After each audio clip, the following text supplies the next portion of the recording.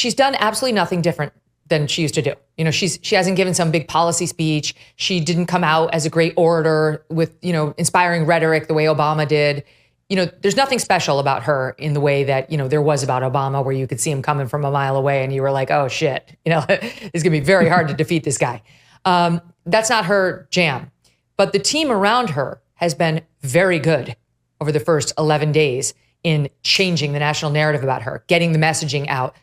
J.D. Vance and the Trump ticket are weird, and everybody picked it up. And of course, the Democrat news allies do whatever they're told to do, just trying to change her image. So, and I think Trump's got a very good team around him this time, very professional. I mean, look how they've navigated his way back from the dead, you know, and I don't mean the assassination attempt. I mean, post J6 and the way people were looking at and feeling about Trump. But do they need to be doing more? Like, do they need now in the last 90 plus days of this election to do what Steve is talking about? Take the thing that Trump may not be great at. He has the instinct for the messaging, but maybe he doesn't make the connections that he needs to, the way Steve just said. And isn't it their job to get this out in all the advertisements and all over social media and with all of Trump's surrogates? Just the Republicans seem more poorly organized to me than the Dems. Yeah, I agree with Steve. I definitely think that he should make a focus on tying the issues, the biggest issues of the day, to the American voter. And I think part of the reason it's difficult is because, honestly, I'd say over the last 20 years, certainly since 2008, our electoral politics and our political culture has become sort of much more consumed with personalities than policy issues. And sometimes the way I say it is, if our political culture was high school, the class that we major in is theater and not civics. So everything is about how viral do my tweets go, and and this is a bipartisan issue, by the way. So I'm not just attacking one side of the aisle. But yeah, so I think he should focus on tying those issues, those bread and butter issues, and spend more time focused on policy and less on personality. Or at least his team should. Yes, or at least his team should. On the Harris side, one of the things I don't think that the sort of the leftist media gets right when they talk about Democrats is the fact that to be a Democrat in good standing, everyone basically has to sing from the same song sheet.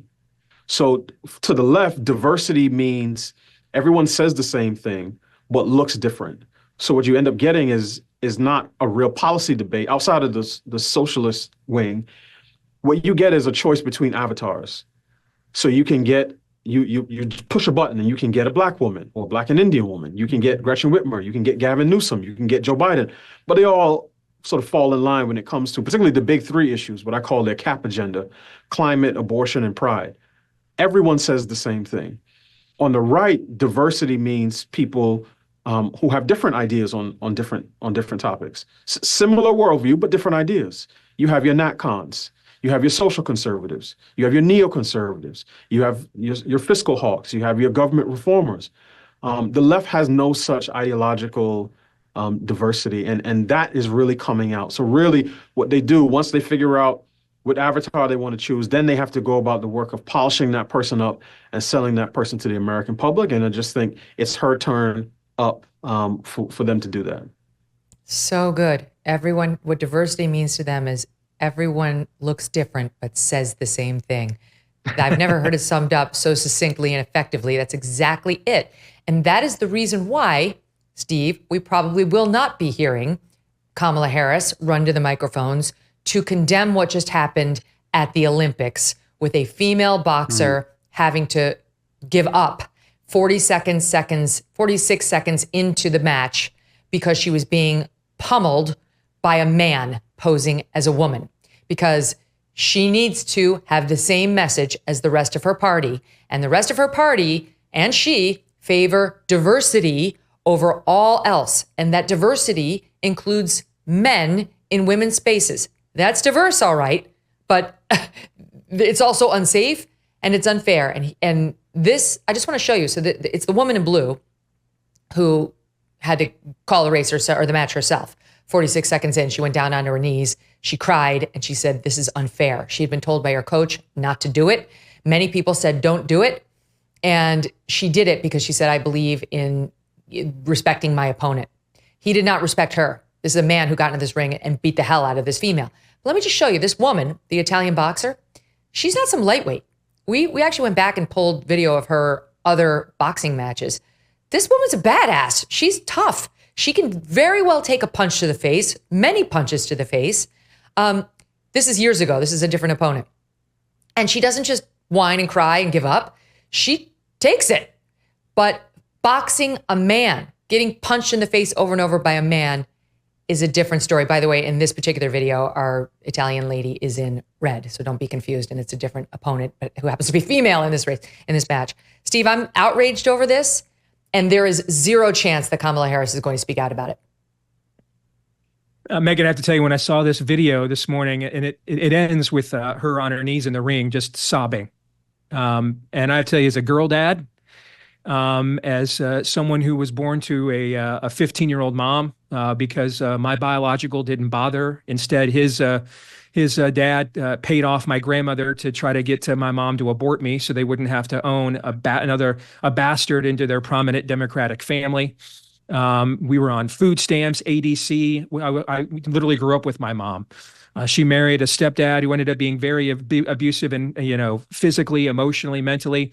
I mean, I saw women get beat and hit in my home growing up. I finally got to the age where I had to physically defend my mom against my dad. And now I'm a girl dad myself. And so I just, watching her sob in that ring, the story of how I was brought up and the family conditions that I was brought up in, very similar to what goes on in a lot of urban America, the emasculation of the American male, as Delano was just talking about comprehensively, to the point we've created a term called toxic masculinity. There's no such thing. There's just masculinity, and any other male behavior is actually toxic.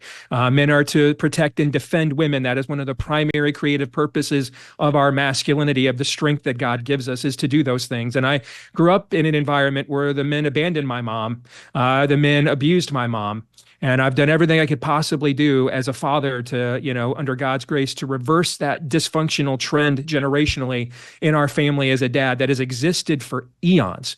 And so many American families have been touched by the exact spirit of the age that occurred in that ring. And you see this woman she's done everything the culture told her to do, to be strong, to be tough, okay, to fight for herself. She did it all. And then in the end, she was broken by that exact same culture, to the point that all the work and effort and everything she put in to be the best she could be was completely just done in. And where were the men?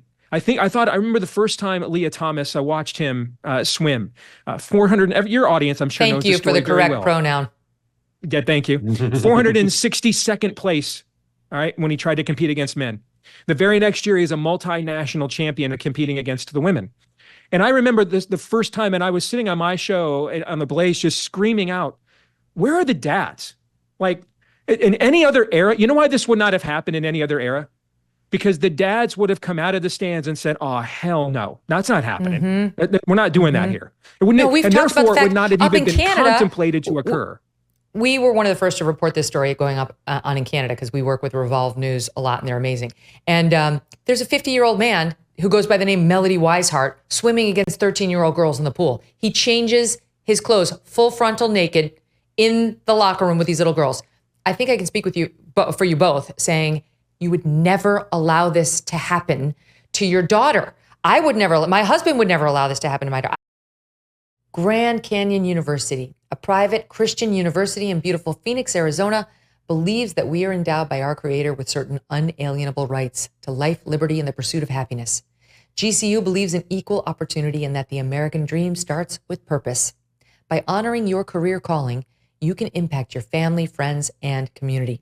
Change the world for good by putting others before yourself.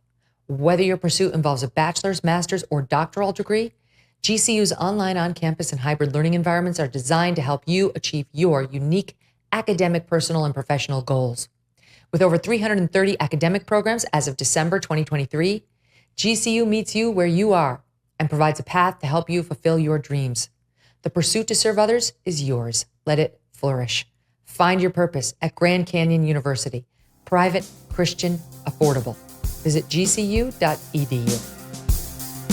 Thanks so much for watching. If you like what you just saw, hit the subscribe button for more clips and full episodes.